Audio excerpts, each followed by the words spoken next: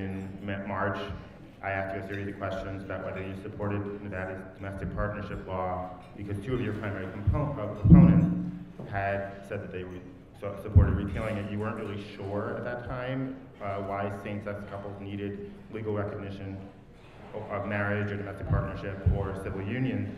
Many folks here want me to ask this question. Do you support legalized same-sex marriage? I support domestic partnership for sure. Okay. I support the collective voice and I support the laws of our state. But were I in your situation, and it would be important to me until the state legislative body hears your voice, were I in your situation, I would be going to a state right now that legalizes a marriage of same-sex individuals. Right, at this point is what I'm saying. To me, in our 2.5-hour interview that I had, my first question to Steve was, it seems to me that when a person gets married, you want to have some type of legal documentation, a contract that protects one against whatever.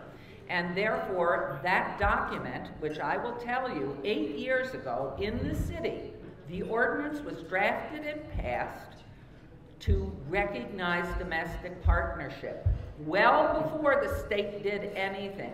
That's 8 years ago, and I am firmly behind that decision. I have also learned over the years that for those people who are public employees, because Steve mentioned to me, and correct me if I'm wrong, I know, don't tell you lies, that Social Security was an issue.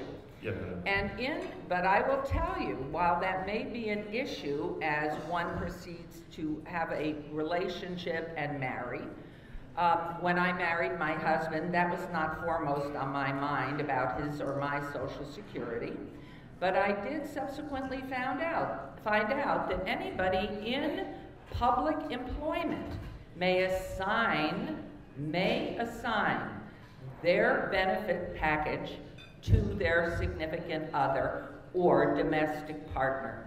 That is a fact. No, actually, as far as Social Security goes, the federal government... No, not just that Social Security. I'm talking about public employees assigning their benefits over. Let me ask you this. About 10 years ago, the state twice voted to ban same-sex marriage in the state. In fact, to prevent the state from constitutionally to prevent the state from recognizing same-sex marriage. How did you vote at that time? How did I vote? I didn't vote. I voted for a politician to run the governorship or the United States as a president. What I am saying is, until the collective voice has made an impact on the state to change the law, the political official has to stand by the laws of the state of Nevada. The domestic partnership... That doesn't keep you from supporting or not supporting a particular position. Thank you! So I'm just asking, what is your position? My position is my religious beliefs and my own personal way I live my life is not in favor of that, but I am very much about the individual's right to his or her own beliefs, his independence, and if this is an issue that needs to be moved, it needs a collective voice to move the state. And in which case, as an elected official, I would stand behind that. On a related question regarding the Meadow School, I assume you're probably aware that in the last year there's been a series of suicides among gay youth who were very upset, and there was just a spate of these things, although it happens quite often anyway. I'm just curious, you operated the Meadow School for all those years. Do you remember any openly gay students there? Do you recall any disciplinary situations where you had to deal with bullying on that level? I never actually thought about what somebody's sexual preference was or sexuality on the campus, because we were about education. But as you and I talked, and I thought back over the 26 years, I know that we have and still gainfully employ individuals who prefer a gay or lesbian lifestyle and who are in fact gay or lesbian. We have students who in fact not only have they stated this outright, we have a club. We have a club at the school, and is going as far back as 1986. Students have come to me and identifying themselves as gay.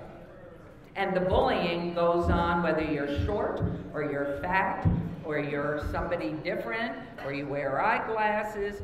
No, to my knowledge, there has not been anybody singled out because we have a very educated, accepting group of students and faculty who are there to teach or to learn and to support the diversity of our world.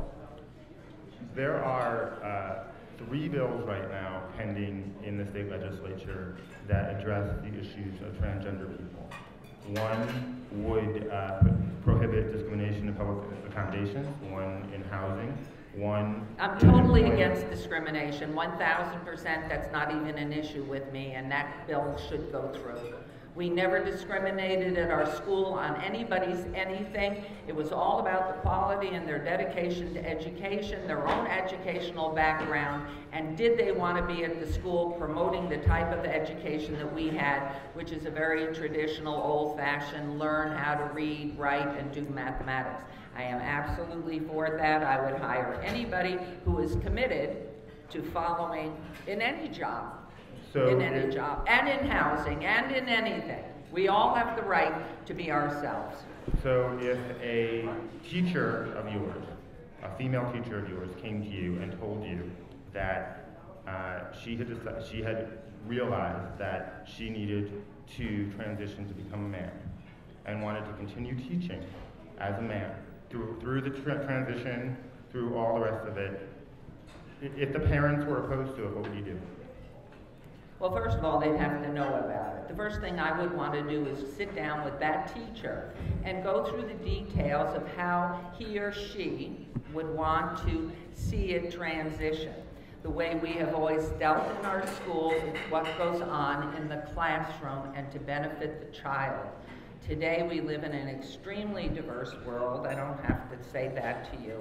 And I would certainly walk every step of the way with that person, trying to keep that person as effective in the learning process as possible, which might mean sitting down with the parents and saying, this teacher, while going through this process, happens to be the best teacher we have in the school. And to me, that is the key.